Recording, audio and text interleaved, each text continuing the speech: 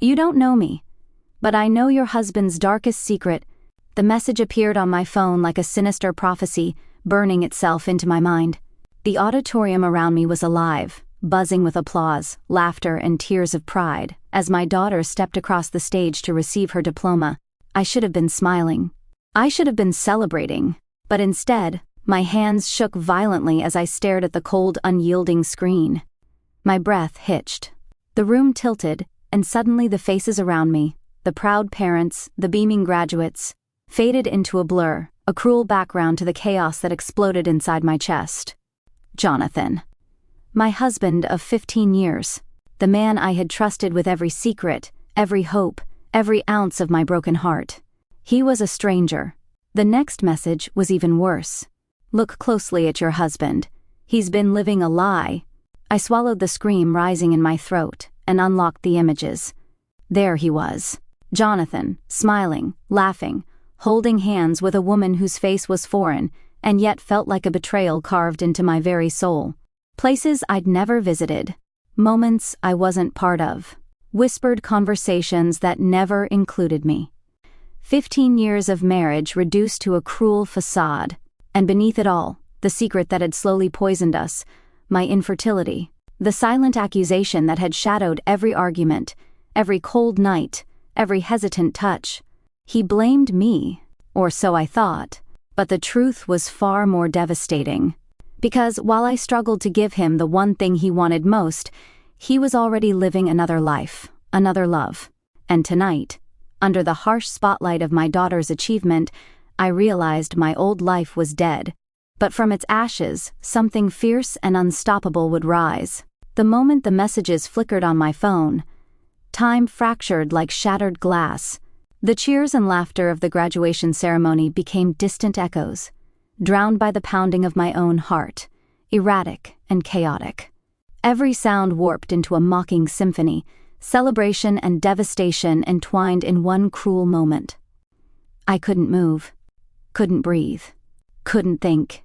All I could do was stare at the images, proof of betrayal that wasn't whispered behind closed doors, but shouted in silence through cold photographs. Jonathan, my husband, the man who had promised forever, smiling with another woman whose warmth and laughter had replaced mine. A surge of nausea rose in my throat, twisting my insides until I clutched the edge of my seat for support. I was surrounded by strangers, families who didn't know the war raging inside me, the earthquake that had just torn apart the foundation of my life. My daughter. Her name echoed in my mind, fragile and bright as she crossed the stage moments ago. The girl I loved more than life itself, walking into a future I had imagined full of love and happiness. And here I was, crumbling under the weight of a truth too heavy to bear. How had I missed the signs? The late nights, the whispered phone calls, the growing distance that I blamed on my own inadequacies. Infertility. It had become a silent accusation between us, a shadow lurking in the corners of our marriage. I had fought despair with hope, tears with smiles, but his absence in those battles had been the deepest wound. The photos confirmed the worst. He hadn't just been distant. He had been living a double life. A sharp pang of betrayal pierced my chest as I scrolled through every image, every smile, every secret moment that belonged to someone else. I wasn't just losing my husband. I was losing myself. My mind raced, torn between rage, heartbreak, and disbelief. Could this be real? Was this nightmare unfolding before my eyes? The auditorium lights blurred, and my vision tunneled to a single point, the woman in the photos. She was everything I wasn't, youthful, radiant, and pregnant. A cruel twist of fate I couldn't escape. I clenched my fists, nails digging into my palms, trying to ground myself amid the storm. I remembered the nights alone, the doctor's appointments, the whispered conversations with friends who didn't understand, the endless hope and crushing disappointment that defined my struggle. And now, this. Jonathan had chosen her. Chosen a life I couldn't give him. Tears spilled over, hot and bitter, blurring my vision as I fought to stay composed in front of the crowd. What was I supposed to do now? How do you rebuild when the foundation has been razed to the ground? But deep beneath the rubble, a spark ignited. a fierce determination I hadn't known I possessed. I wouldn't be a victim. I wouldn't be broken. This was the end of one story, and the beginning of another, the story of my rebirth. The night air outside the auditorium was heavy, thick with the lingering scent of rain and blooming jasmine. My fingers trembled around the strap of my purse, the weight of my phone in my hand like a live wire sparking pain through my veins. I had replayed the messages 1,000 times in my head, but the reality was unbearable. The truth that had been whispered in silence for years was now shouted in the harsh light of exposure. Jonathan's face haunted me, the warmth of his smile in the photos with her, a mocking contrast to the coldness I had felt in our home. How had I missed it? How had I let this stranger live inside my marriage? The ceremony had ended hours ago, the crowd dispersing into the night like shadows melting into darkness. But I was still trapped in a storm, a whirlwind of emotions threatening to drown me. I stood outside the glass doors, the last to leave, waiting for him to arrive. The sound of footsteps echoed behind me, tentative and familiar. "Sarah?" His voice was cautious, coated in a brittle politeness that felt foreign. I turned slowly, forcing my voice steady despite the storm inside. "Jonathan." His eyes searched mine, confusion flickering before the mask of control slipped into place. "We need to talk." I nodded, biting back the flood of words. The silence between us was a chasm filled with years of unspoken pain. Inside his car, the air was stale and suffocating. The streetlights cast long shadows, painting his face with a cold light that made him seem almost unrecognizable. "I got your messages," he said finally, voice low. "No," I whispered. "You don't get to pretend you didn't send them." "I saw everything. The photos, the lies." His jaw clenched, fingers tightening on the steering wheel. "I never meant for you to find out like this," he said, eyes fixed on the road. "It wasn't supposed to be like this." "Then how was it supposed to be, Jonathan? Tell me. When were you going to tell me you'd been living a lie? That you chose her over me?" The anger surged, fierce and unrelenting, but beneath it, a fragile thread of sadness. He was silent for a long moment, then spoke with a voice raw and broken. "I was lost. I felt trapped. You know how hard this has been for me, watching you suffer, watching us suffer." "Don't you dare put this on me," I snapped. "Infertility is not a crime, Jonathan. You cheated because you wanted someone else's life. Someone else's child." His eyes met mine, pain mirrored in their depths. "I never wanted to hurt you." "You did." The words hung between us, sharp and undeniable. I pushed the door open and stepped into the cold night, the reality settling like ice in my veins. I was no longer his wife, no longer the woman he had promised forever. I was someone else now, broken, betrayed, but not defeated. As I walked away from the car, the first raindrops began to fall, cool against my heated skin. And with each step, the weight of my past life lifted slightly, because this was not the end. It was the beginning of my rebirth. The rain had soaked through my coat by the time I reached the quiet sanctuary of my childhood home. It was a place I hadn't seen in years, walls lined with memories, both bitter and sweet. Yet tonight it felt like the only refuge left in a world that had crumbled beneath me. I stepped inside, the familiar creak of the wooden floor beneath my feet grounding me in a way the last few hours hadn't. The air smelled faintly of lavender and old books, a scent that whispered of safety and forgotten dreams. I sank onto the worn armchair by the window, wrapping my arms around myself, seeking warmth I couldn't find. The storm outside mirrored the one raging inside me, a tempest of grief, anger, and a strange budding hope. For so long, I had defined myself by what I lacked, by the empty space where a child should have been, by the silent accusations that never needed to be spoken aloud. Infertility had been my shadow, my secret torment. But tonight, its grip felt different, not as a weight crushing me, but as a challenge to rise beyond. Memories of Jonathan flooded back, the promises, the smiles that once felt like a lifetime, now shattered shards piercing my heart. but also the quiet moments of loneliness when his absence was louder than his presence, the cold dinners, the silences that stretched too long. And yet, beneath the pain, something stirred, a flicker of defiance, a whisper that maybe, just maybe, my story was far from over. I pulled out my phone, scrolling through old photos, some joyful, some heart-wrenching. Then I deleted the images of betrayal, erasing the pain to make space for something new. Tomorrow, I decided, I would start again. I would rebuild not for him, but for me, for the woman I had lost, and the one I was becoming. Morning light filtered softly through the curtains, casting a gentle glow on the quiet room where I had spent the night wrestling with shadows. The air was cool, tinged with the scent of rain still clinging to the earth outside, but inside, a fragile warmth began to bloom, a small ember of hope amidst the lingering ache. I rose slowly, muscles stiff from the restless sleep of a heart burdened by sorrow. The silence was thick but no longer suffocating.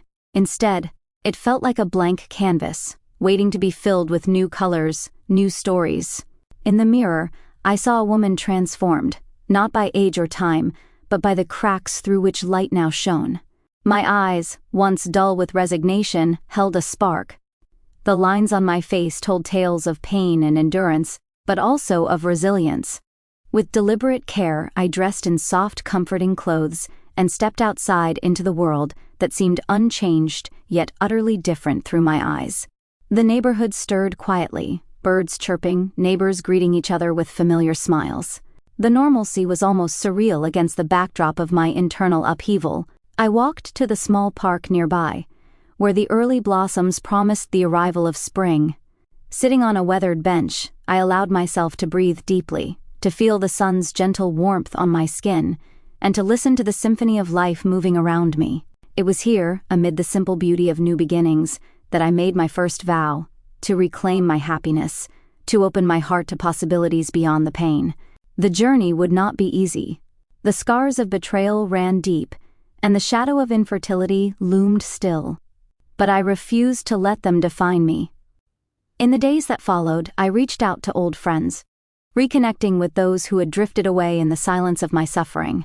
Their kindness was a balm, their presence a reminder that I was not alone. I also sought new paths, therapists who listened without judgment, support groups where stories like mine found a voice, and activities that reignited passions long forgotten. Slowly, the woman I had been, the woman I was, and the woman I hoped to become began to intertwine in a delicate dance of healing.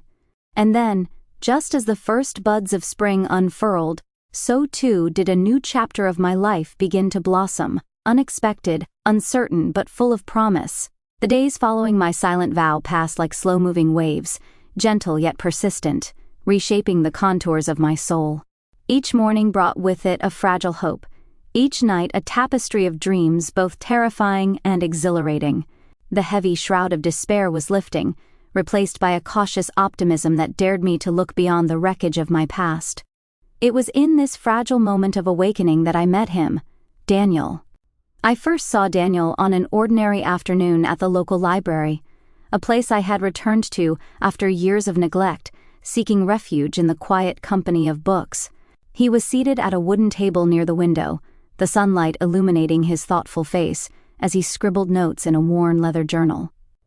His presence was calm, understated, but something about his quiet strength caught my attention immediately.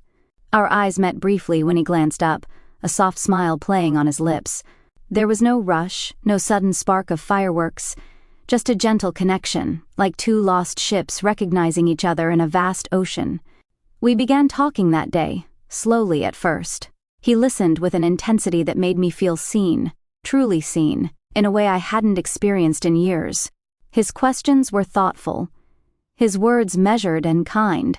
With every conversation, the walls I had built around my heart cracked just a little more, allowing warmth to seep through. Daniel's own story was one of resilience, of battles fought quietly and won through courage and patience. He spoke of lost dreams, of scars both visible and hidden, and of a hope that refused to die. With him, I felt safe enough to share fragments of my own story, the heartbreak of betrayal, the agonizing silence of infertility, and the slow rebirth I was struggling to embrace. One evening, as autumn leaves painted the city in shades of gold and crimson, he took my hand in his, a simple gesture loaded with meaning. We walked through the park, the air crisp and tinged with the scent of earth and wood smoke, and for the first time in what felt like forever, I allowed myself to imagine a future. Not perfect, but filled with love and possibility. The road ahead was still uncertain. There would be challenges to face, fears to overcome, and wounds to heal. But with Daniel beside me, I felt a strength I thought I had lost forever. I was no longer just surviving. I was beginning to live again. The soft glow of dawn filtered through the sheer curtains, casting a warm golden hue over the small bedroom where I lay awake, heart pounding with a mix of anticipation and fear. This morning was unlike any other in years, not because of some grand event, but because of a quiet hope blossoming within me, fragile yet fierce. For so long, infertility had defined me, a silent sentence that shadowed every thought, every whispered dream. It was the ghost in my marriage, the unspoken blame that corroded our love. But with Daniel, things were different. His presence was not just comforting, it was transformative. With him, I dared to believe that miracles could still happen. The decision to try again wasn't made lightly. It was born from months of heartfelt conversations, careful planning, and emotional healing. Daniel never pressured me, he simply stood beside me, steady and patient, a lighthouse guiding me through the storm. Our first steps into this new journey felt like tentative dance moves, uncertain, awkward, but filled with hope. I kept a journal, chronicling every feeling, every sign, every fleeting hope or crushing doubt. The process was slow, meticulous, filled with appointments, tests, and whispered prayers in the quiet of the night. I still remembered the sterile smell of the clinic, the clinical hum of machines, the soft voices of nurses and doctors who offered sympathy without promises. But I also remember Daniel's hand in mine, his steadying presence through every needle prick, every anxious heartbeat. And then, one crisp morning, after a restless night of whispered wishes, the test came back positive. Tears flooded my eyes as the realization washed over me. The impossible had become real. I was pregnant. The months that followed were a tapestry of emotions, joy intertwined with fear, excitement shadowed by caution. Every ultrasound image was a treasure, every tiny heartbeat a symphony. Daniel was by my side for every appointment, his smile radiant with pride and love. Yet, beneath the surface, old fears whispered warnings. Would this miracle last? Would the past come crashing down to steal this newfound hope? But I clung to faith and love, letting each day's small victory strengthen my resolve. And when our first child was born, a beautiful daughter with Daniel's gentle eyes and my stubborn spirit, I knew I had been reborn too.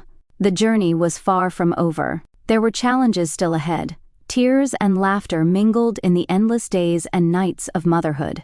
But in that moment, holding my daughter close, I felt a completeness I had thought forever lost.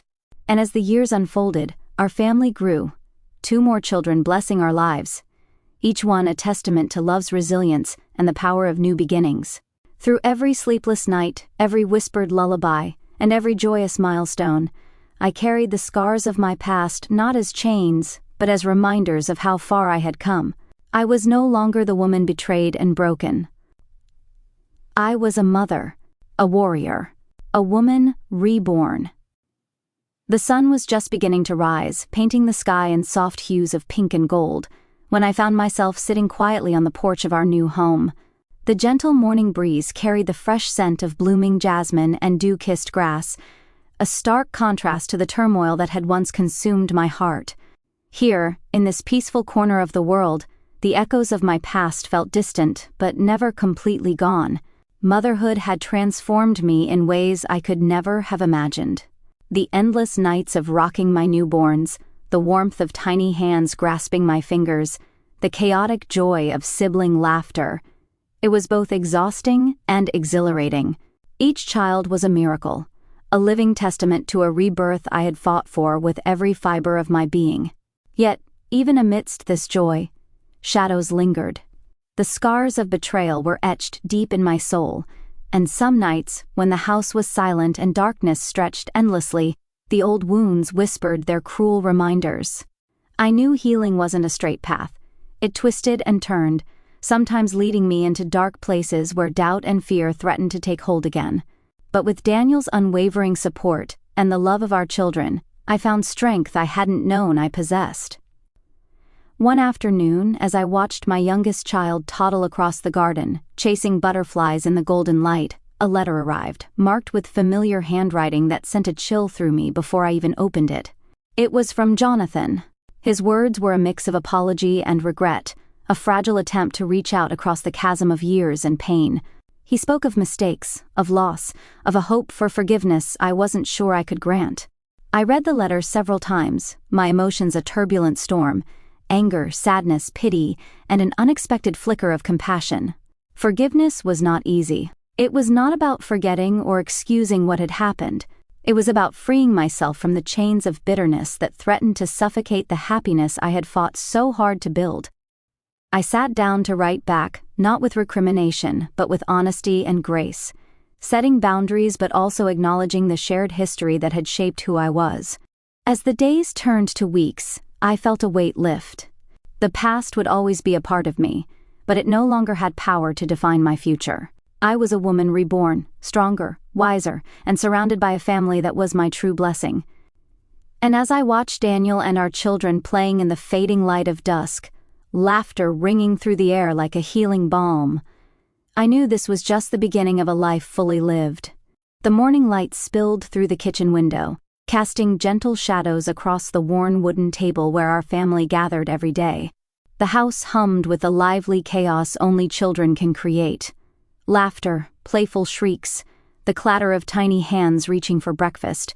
It was far from the silent emptiness I had once known, a symphony of life that filled the corners of my heart with an unexpected, profound joy. Daniel moved between the kitchen and the living room with easy grace, a steady presence in the swirling currents of family life. Watching him with our children, I saw a man who loved fiercely and unconditionally, whose patience seemed endless, even when faced with sleepless nights and endless questions. Motherhood was not the fairy tale I had once dreamed of. It was messier, filled with spilled milk, tantrums, and tears. But it was also the most beautiful, grounding experience of my life. One afternoon, while helping our eldest with her homework, a knock on the door startled me. It was Jonathan, standing awkwardly on the doorstep, a man transformed by time and regret. His presence dredged up a flood of memories. The man I had loved, the husband who betrayed me, the stranger who once held my heart. We sat in the living room, the air thick with unsaid words. He apologized, his voice raw with remorse. He spoke of mistakes and regrets, of the pain he had caused himself as much as me. But this time, I was not the broken woman from years ago. I listened, not to relive the past, but to acknowledge the complicated truth that our lives had once been intertwined. Forgiveness was not a single moment, but a process, a choice I made not for him, but for myself. It was a release from the chains of bitterness, a step toward peace. As he left, I felt a strange sense of closure. The chapter of my life bound to Jonathan was ending, but it no longer held power over me. In the weeks that followed, my focus turned fully to the life I was building with Daniel and our children. We celebrated birthdays and first steps, school recitals and family dinners. We faced challenges, the exhaustion of parenthood, the balancing act of careers and home, but every moment was imbued with love. One evening, as we gathered around the fireplace, I reflected on how far I had come. From the depths of betrayal and loss, I had risen. I was no longer defined by infertility or heartbreak, but by resilience and love. My journey had been painful, yes, but it had also been miraculous. And as I watched my children play, their laughter echoing through the house, I knew that this was my true blessing. A family forged not by blood alone, but by hope, forgiveness, and the courage to embrace new beginnings. The days unfolded with a comforting rhythm, each one weaving threads of joy, challenge, and quiet triumph into the tapestry of our family life. The house was alive with the sounds of childhood, footsteps pounding up the stairs, the murmur of bedtime stories, and the endless questions that tugged at my patience and heart in equal measure. These were the moments I had dreamed of, the ordinary yet extraordinary milestones that marked the passing of time and the growth of my children, and of myself. Our eldest, Emily, was beginning to find her own voice in the world. Her curiosity was boundless, her laughter contagious. Watching her navigate school, friendships, and the small dramas of childhood reminded me how fragile and fierce life could be. I held her hand through scraped knees and broken toys, celebrated her achievements, and comforted her fears. Each victory, no matter how small, was a balm for the wounds I still carried. Daniel was my anchor through it all, a partner whose unwavering support and gentle humor filled the gaps left by a painful past. He celebrated my strengths and embraced my vulnerabilities, never pushing too hard, always offering a steady hand when the weight of motherhood and healing felt overwhelming. Together we crafted a sanctuary of love and understanding, a refuge where our family could grow and thrive. One crisp autumn day, Emily came home bursting with excitement. She had been chosen to perform a solo in the school recital, a moment that filled me with pride and a bittersweet sense of wonder.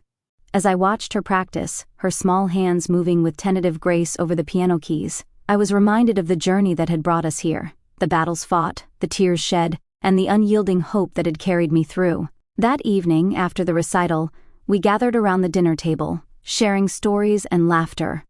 The glow of candlelight flickered against the walls, casting warm shadows that seemed to dance with the memories we were creating. It was in these moments, the simple, everyday joys, that I found my rebirth truly blossoming. Yet, even as I embraced this new life, the scars of my past remained.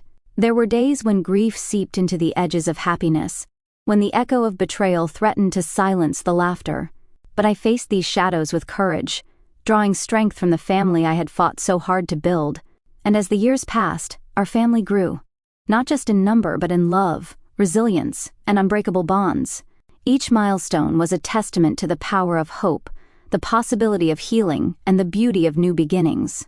The years had slipped by like leaves carried on a gentle autumn breeze, each one folding into the next with a soft rustle of change and growth. Our home had become a sanctuary, a place where laughter echoed freely, where tears were met with comfort, and where the past, no matter how painful, no longer cast long shadows over the present. Sitting on the porch one golden afternoon, I watched my children play under the dappled sunlight, their carefree laughter weaving through the air like a balm to my soul. Daniel stood nearby, his hand resting lightly on my shoulder, a silent testament to the journey we had taken together. Looking back, the path had been anything but easy. The betrayal that once shattered my world had been the cruel catalyst for a rebirth I hadn't dared to imagine. Infertility, the weight that once defined my existence, had transformed into a distant memory, replaced by the miracle of family, love, and resilience. I thought about Jonathan, how his shadow had loomed so large for so long, threatening to consume me. But time and forgiveness had diminished its power. Our brief reconciliation through letters had been a necessary step, a closing of a painful chapter rather than an opening of old wounds. I realized then that forgiveness was not about forgetting or excusing, but about freeing myself to fully live. In the quiet moments I embraced my scars, not as marks of defeat, but as symbols of strength. Each one told a story of survival, of the fierce courage it took to walk through fire and emerge reborn. My children's bright eyes, filled with hope and promise, were the greatest gifts I had ever received. Their laughter, their dreams, their very existence were living proof that even the darkest nights could give way to dawn. As the sun dipped below the horizon, painting the sky with hues of pink and lavender, I felt a profound sense of peace. I was no longer a woman defined by loss or betrayal, but by love and the unbreakable spirit that carried me forward. This was my new beginning, one forged in pain, nurtured by hope, and blossoming into a future filled with endless possibility. And as I stood hand in hand with Daniel, surrounded by the family we had built together, I knew without a doubt that I was truly reborn. If I could send a letter back through time, to the woman frozen in disbelief and heartbreak beneath the harsh glare of betrayal, I would whisper words of hope, strength, and unwavering love. Dear Sarah, I know you're standing at the edge of a precipice, the ground beneath you cracking with the weight of lies and shattered dreams. You feel lost, betrayed, and broken beyond repair. But listen closely. This is not the end. It is the painful, beautiful beginning of your rebirth. You will stumble. You will cry. You will question everything you thought you knew about love and yourself. But through every tear, every sleepless night, and every moment of doubt, a fierce ember will glow within you, a spark of resilience that no darkness can extinguish. Know this: infertility does not define your worth. Betrayal does not mark your future. The pain you feel will one day be the soil from which your strength grows. You will find love again, not perfect, but real and healing. You will hold children in your arms who are miracles in every sense of the word. Your family will be built not just on biology, but on courage, forgiveness, and unbreakable bonds. Most of all, you will learn to forgive, not for those who hurt you, but for yourself. To let go of the bitterness that binds you, so you can embrace the fullness of life waiting on the other side. So take a deep breath, dear Sarah. Step forward with an open heart. The journey ahead is long, but it is yours to claim. You are stronger than you know. You are more loved than you realize.